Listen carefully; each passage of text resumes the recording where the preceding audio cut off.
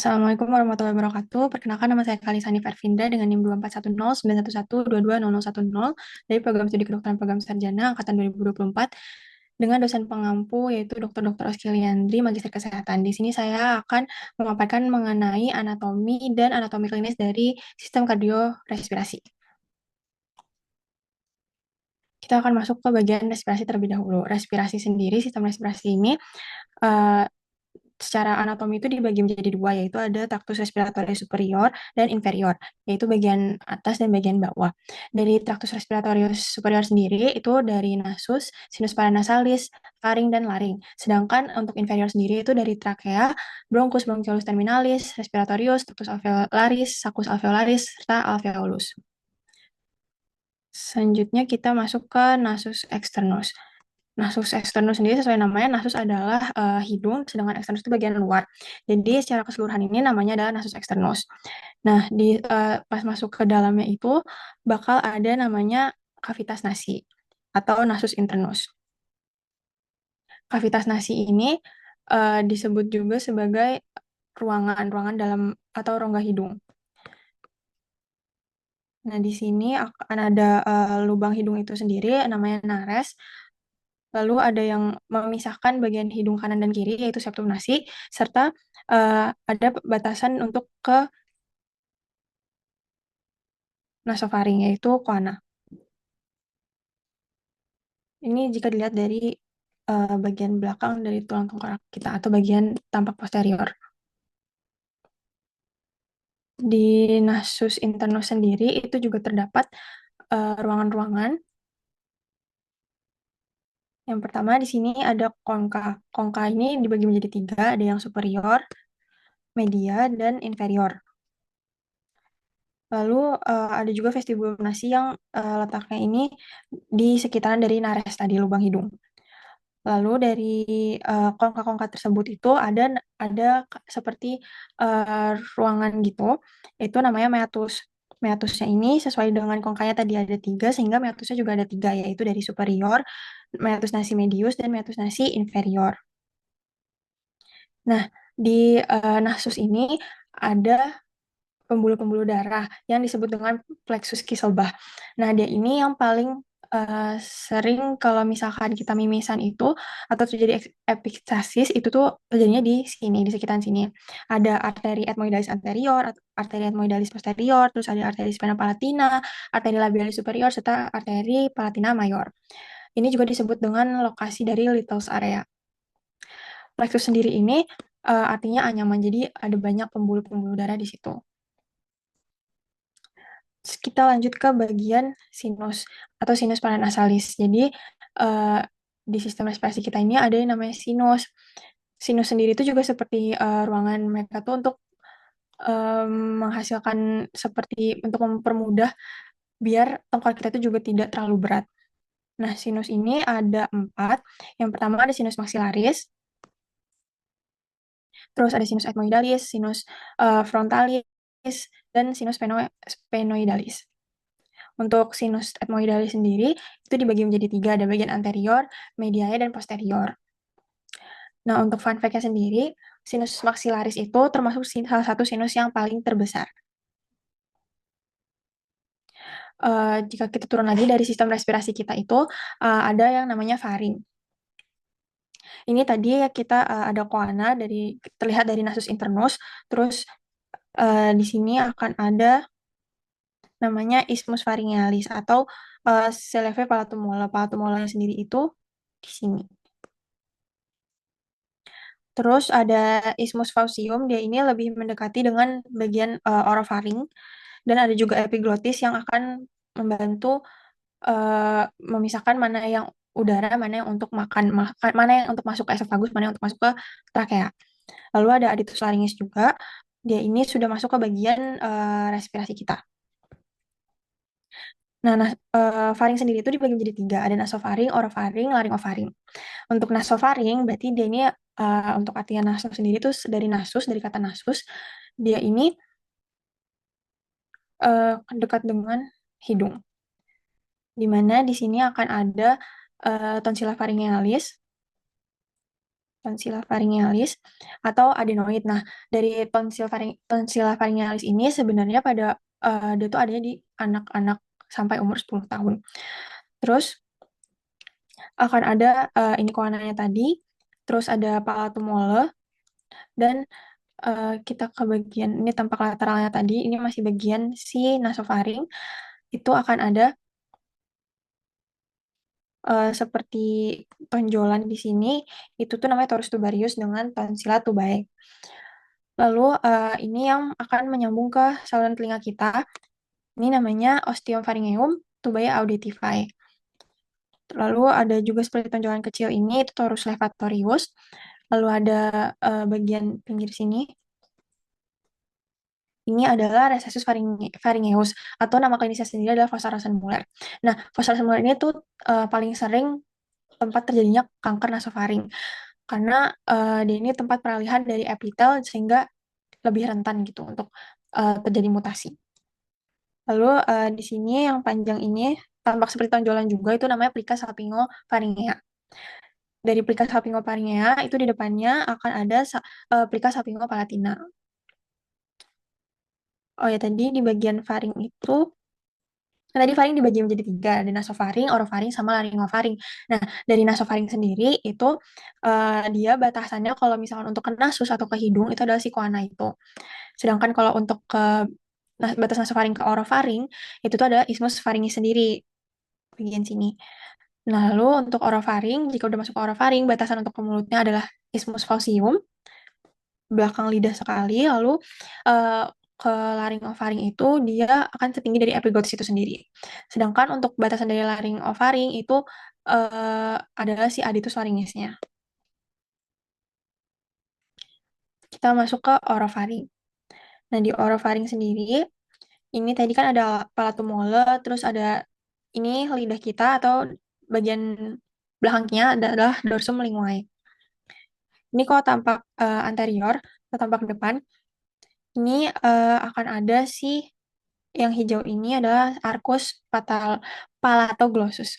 Terus yang biru ini lakukan dari arcus palatopharyngeus.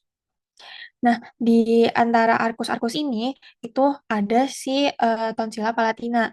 Jadi manusia itu punya 5 tonsil atau tonsilla atau dinamakan dengan ring of Waldeyer.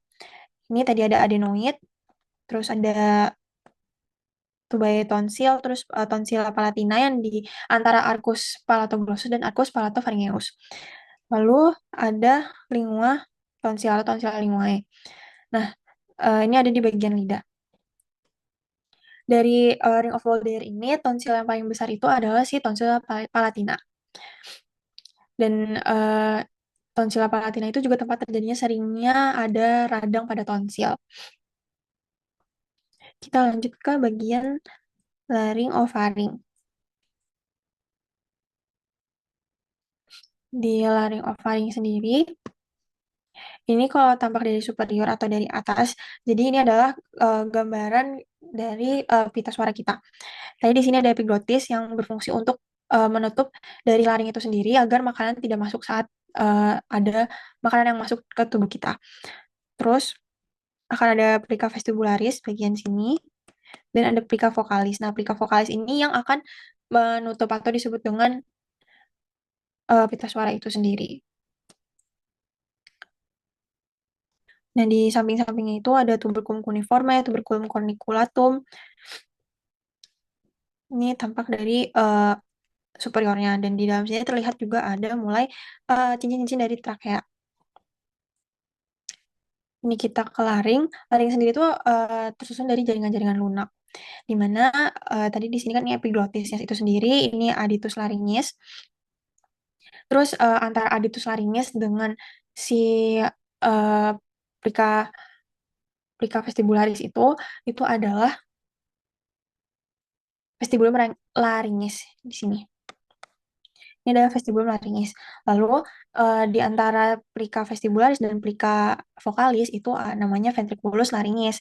Sedangkan di bawah dari plica vocalis dan plica vestibularis itu akan ada cavitas laringis atau ruangan dari laring itu sendiri sebelum masuk ke bagian trakea. Laring ini kan jaringan lunak, tetapi tetap membutuhkan kartilago atau tulang-tulang rawan. Nah, kartilago-kartilagonya sendiri itu tersusun dari kartilago epiglotika, ini dari epiglotis sendiri, terus ada kartilago thyroidea, dia ini yang paling besar di bagian laring dan tampak dari paling depan. Lalu ada si kartilago cricoidea.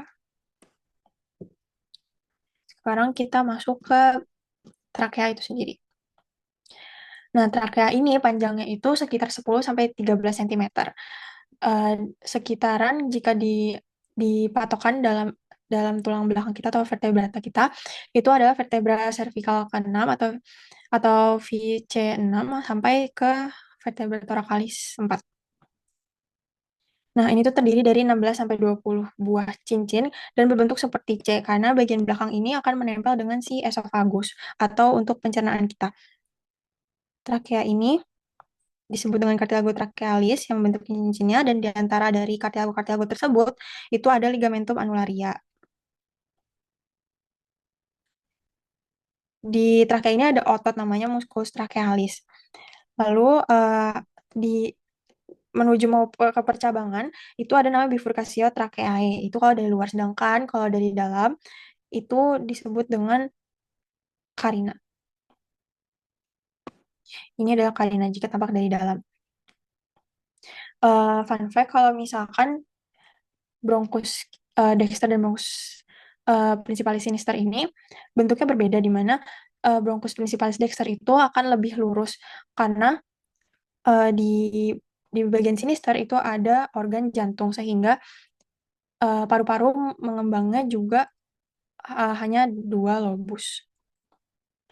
Dan karena struktur bronkus principalis Dexter ini yang lurus, jadi jika ada sesuatu yang masuk itu akan langsung masuk ke bagian, akan lebih mungkin masuk ke bagian bronkus principalis Dexter karena langsung lurus.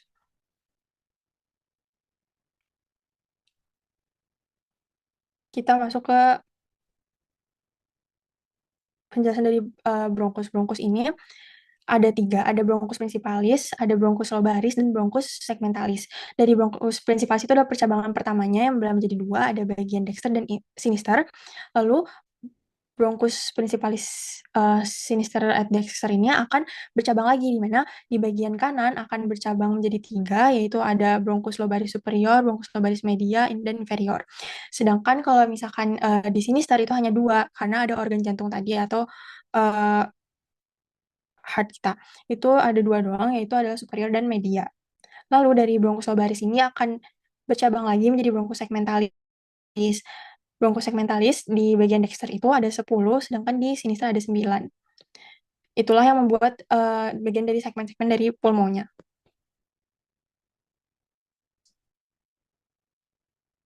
Kita ke pulmo. Pulmo atau paru-paru ini seperti yang sebelumnya saya sampaikan bahwa di bagian sinister hanya terdapat dua bagian.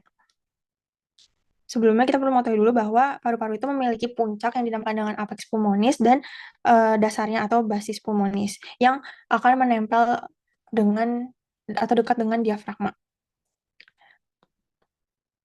Ini adalah lobus superiornya untuk bagian sinister dan ini yang lobus inferior. Nanti akan ada yang memisahkan kedua lobus tersebut, yaitu adalah visura. Visuranya ada visura obliqua karena miring. Sedangkan di sini ada terdapat dua visura, yaitu ada visura obliqua dan visura horizontalis. Nah, karena ada tiga lobus ini, di mana ada tambahan lobus medius sendiri sebenarnya hanya akan lebih terdengar dari bagian anterior dibandingkan posterior. Untuk bagian posterior sendiri akan lebih terdengar lobus superior dan lobus inferior saja. Nah, di pulmo ini ada yang namanya hilum pulmonis. Hilum pulmonis ini dia seperti ruangan sebelum masuk ke struktur yang sebelum masuk ke bagian pulmonya itu sendiri dari si bronkus. Ini untuk bagian kanan atau dexter, sedangkan ini bagian kiri atau sinister. Nah, di bagian dexter ini terdapat pola urutan dari pembuluh-pembuluhnya serta bronkusnya. Nah, yang di bagian dexter urutannya adalah BAV atau dari bronchus principalis dexter terlebih dahulu, lalu arteri pulmonis dexter, lalu baru vena pulmonalis dextrae karena jamak. Sedangkan di bagian sinister atau di bagian kiri itu urutannya adalah ABV, arteri pulmonalis sinister, terus bronchus principalis sinister, baru si venae pulmonalis sinister. Jadi hilum pulmonalis itu adalah bagian-bagian ini. Selanjutnya adalah pleura. Pleura ini sebagai pelindung dari si pulmo, karena saat kita bernafas kan paru-paru akan mengembang dan mengempis. Nah, pleura ini berfungsi untuk melindungi si organ paru-paru ini agar tidak terkena gesekan langsung dengan tulang interkostal kita atau dengan organ-organ lainnya. Nah, pleura sendiri itu ada dua di paru-paru, ada parietal, pleura parietal dan pleura visceralis. Untuk parietal sendiri itu yang langsung menempel dengan tulang iga kita, sedangkan visceral itu yang menempel langsung dengan paru-paru kita. Di antara dari pleura parietalis dan pleura visceralis ini ada yang namanya cavum pleura atau ruangan uh, dari si antara pleura itu atau kavitas pleura. Nah, ini tuh kan berisi cairan sekitar 5 cc untuk melindungi pengembangan dan pengempisan dari paru-paru kita itu sendiri.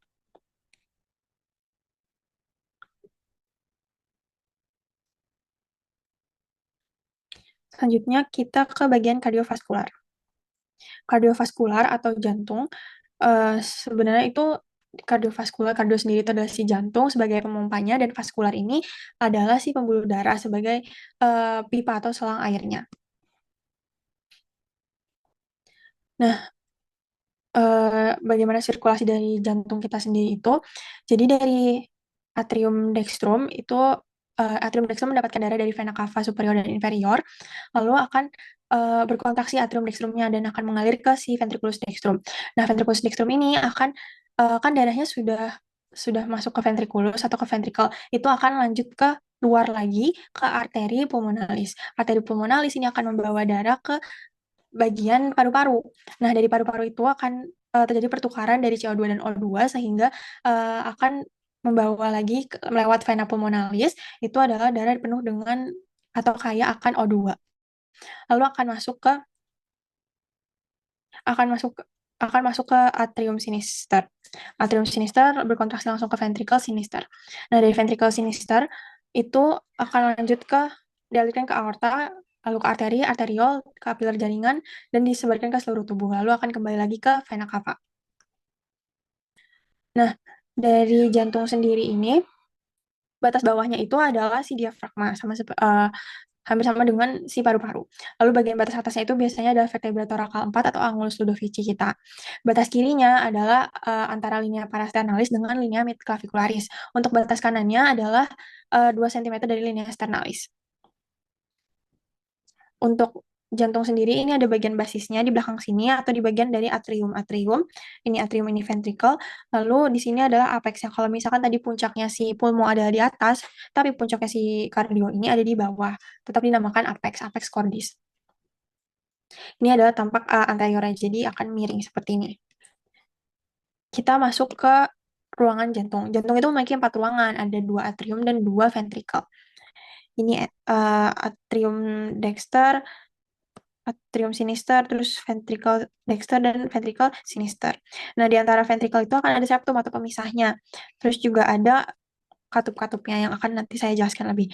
Nah, ini vena cava di mana tadi darah kotor masuk ke atrium, lalu ke ventricle, dan ventricle akan mengeluarkan lagi lewat arteri pulmonalis ke pulmo, dan pulmo masuk ke vena pulmonalis, lalu lewat ke atrium kiri, ke ventricle kiri, baru ke aorta dan dialirkan ke seluruh tubuh.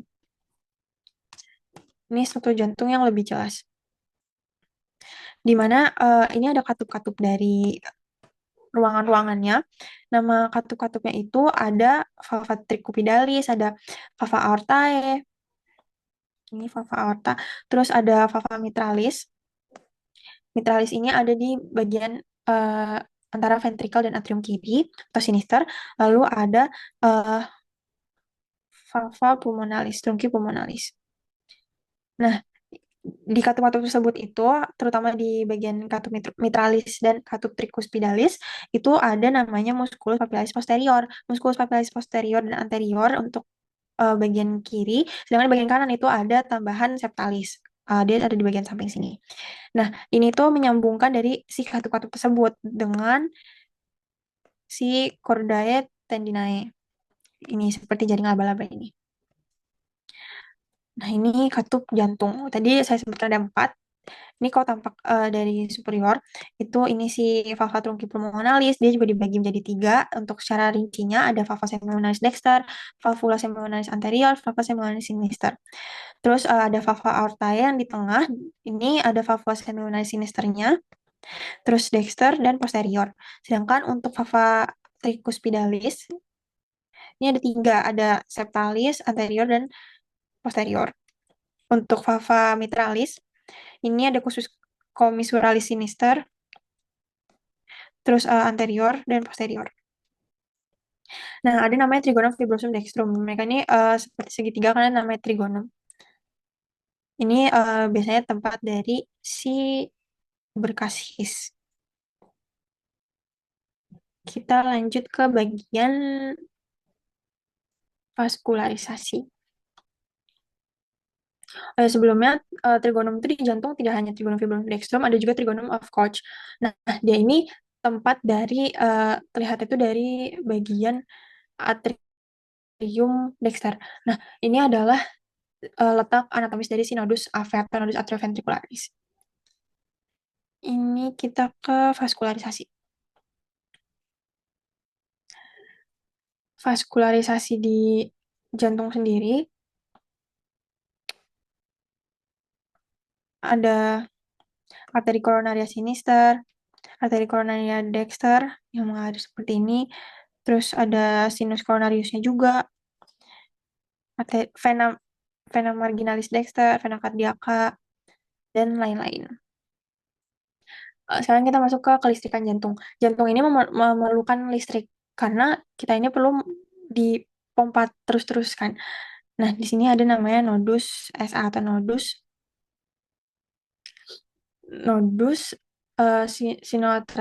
sinoatria. Nah, ini ada juga si nodus AV atau nodus atrioventricularis. Nodus sinoatrial ini sebagai pacemaker di mana dia ini yang akan mengkontraksi si atrium kanan tadi, lalu akan mengalir dan akan terpusat lagi di nodus AV. Nodus AV ini akan memberikan kelistrikannya dan disebarkan melalui berkasis. Berkasis nanti akan bercabang menjadi left bundle branch dan right bundle branch. Lalu akan ke keliling dari ventricle. Nah, keliling dari ventricle ini ada juga namanya serabut Purkinje yang akan membantu ventricle untuk berkontraksi. Kelistrikan dari nodus SS atau pacemaker kita itu sekitar 60 sampai 100, sedangkan untuk AV itu 40 sampai 60. Dan untuk berkasis di bawahnya. Tadi di pulmo terdapat pelindungnya yaitu pleura, sedangkan di kardio atau di jantung juga terdapat pelindungan namanya perikardium. Perikardium ini ada namanya perikardium fibrosum dan serosum. Untuk fibrosum ini dia yang paling luar.